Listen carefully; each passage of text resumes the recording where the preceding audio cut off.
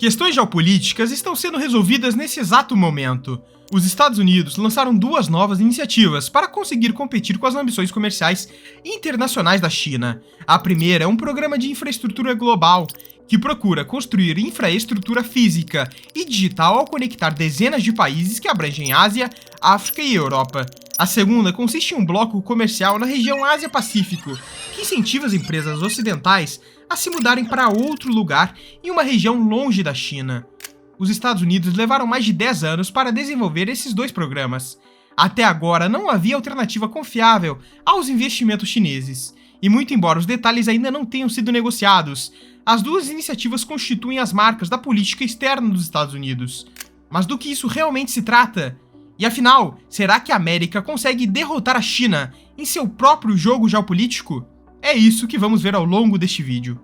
Na cúpula do G7, em junho de 2020, os Estados Unidos lançaram a Parceria para Infraestrutura e Investimentos Globais, ou PGII. O PGI é uma reinvenção da iniciativa Build Back Better World, previamente proposta pelo presidente Biden, que buscava contrariar a iniciativa chinesa Belt and Road. Elaborado em 2021, o Build Back Better World ganhou pouca força apesar de ser uma grande estratégia. O principal problema era reunir apoio para a iniciativa doméstica. Consequentemente, a falta de compromisso público tornou difícil para que os Estados Unidos financiassem o projeto de forma independente. Não é surpresa, portanto, que o Build Back Better World não passou ao Congresso. Agora, aproximadamente um ano depois, Biden chegou a um novo acordo para espalhar o ônus do financiamento em parceria com outros países do G7. O novo plano é que as nações integrantes do G7 mobilizem 600 bilhões de dólares nos próximos 5 anos para investir em projetos globais de infraestrutura. A maioria desses projetos terá lugar em países de rendimento médio, e a maioria dos projetos será orientada em 4 categorias: energias renováveis, cuidados de saúde, equidade de gênero e infraestruturas digitais. Biden diz que isso beneficiará os benefícios concretos da parceria entre democracias. De todo modo, os Estados Unidos prometem contribuir com 200 bilhões de dólares para a iniciativa, enquanto a Alemanha, França e Itália arrecadarão 300 bilhões de euros e o restante da doação total virá do Reino Unido, Canadá e Japão. Não se sabe o montante dos financiamentos oriundos dos setores privado e público. Embora impressionante, a parceria dos Estados Unidos para a iniciativa global de infraestrutura ainda carece de financiamento em comparação com a sua rival chinesa, a Belt and Road. O projeto de infraestrutura em Pequim não tem um preço oficial, mas a China investiu cerca de 800 bilhões de euros em todo o mundo, o que supera os investimentos prometidos pelo G7. E a China ainda não terminou. Espera-se que trilhões de dólares sejam investidos através dos 6 braços da iniciativa Belt and Road na próxima década. Além disso, de acordo com os dados oficiais da China, Pequim assinou mais de 170 acordos de cooperação com 125 países e outros 29 acordos com organizações internacionais em toda a Ásia, Europa, África e América do Sul. Competir com o tamanho e escopo da grande estratégia chinesa será complicado até para as nações do G7. Mas, talvez, o maior problema com o PGII é que os Estados Unidos são ruins em investimentos em infraestrutura. Na verdade, o país não é bom em manter sua própria infraestrutura física. Em 2020, as empresas chinesas ganharam 2,3 bilhões de dólares em contratos fora da China, enquanto os Estados Unidos reuniram apenas 27 milhões de dólares em contratos.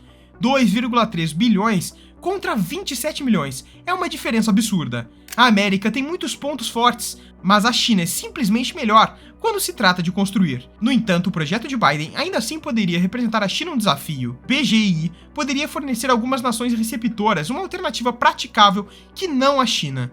Se implementado, o plano de infraestrutura do G7 reduziria a influência de Pequim em alguns lugares. Por exemplo, em Angola serão investidos 2 bilhões de dólares num projeto de energia solar, enquanto 600 milhões de dólares serão investidos na construção de um cabo submarino de telecomunicações que liga Singapura à França, através do continente africano. Além disso, uma instalação de fábricas de vacina multimilionárias será construída em Senegal. Esses projetos e muito outros semelhantes seriam construídos por empresas norte-americanas ou europeias. Isso torna a parceria para a iniciativa global de infraestrutura menos um ato de caridade e mais um investimento para gerar retornos para todos.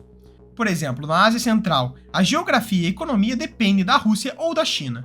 O plano de Biden fará pouca ou nenhuma diferença em tais lugares.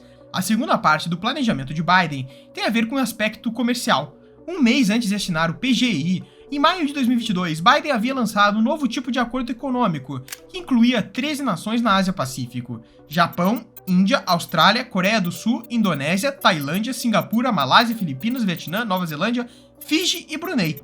O acordo adota a estrutura econômica do Indo-Pacífico, ou IPEF, que é o pivô de Biden para a Ásia para conter o comércio chinês no mar. O IPEF vem 5 anos depois que Trump abandonou o acordo de parceria Transpacífico de Obama. Os acordos comerciais são notoriamente desgostados nos Estados Unidos, razão pela qual a proposta de Obama não vingou.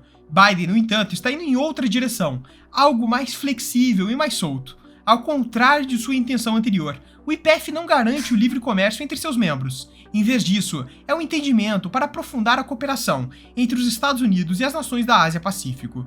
Os detalhes ainda não foram negociados, mas juntamente com os Estados Unidos, a estrutura econômica do Indo-Pacífico para a prosperidade representa cerca de 60% da população mundial e 40% do PIB global. O objetivo da aliança econômica é contrariar a influência chinesa através do reforço da cooperação política e econômica na região. O IPEF se concentrará em 4 pilares: cadeias de suprimentos, energias renováveis, anticorrupção e comércio marítimo. Os membros do bloco econômico vão desfrutar de certas vantagens de empresas norte-americanas que pretendem se mudar para longe da China. Assim, à medida em que as empresas ocidentais se afastam da China na próxima década, o IPEF tem potencial de preencher esse vácuo.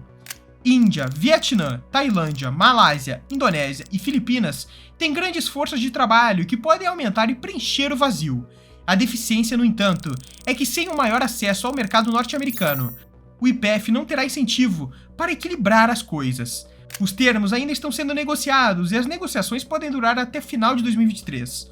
Mas a questão fundamental é se Washington oferecerá tarifas mais baixas ou acesso ao mercado dos Estados Unidos para contrariar a estratégia chinesa. Mas como os acordos comerciais são difíceis de fechar nos Estados Unidos, o alcance total do IPEF ainda não foi determinado.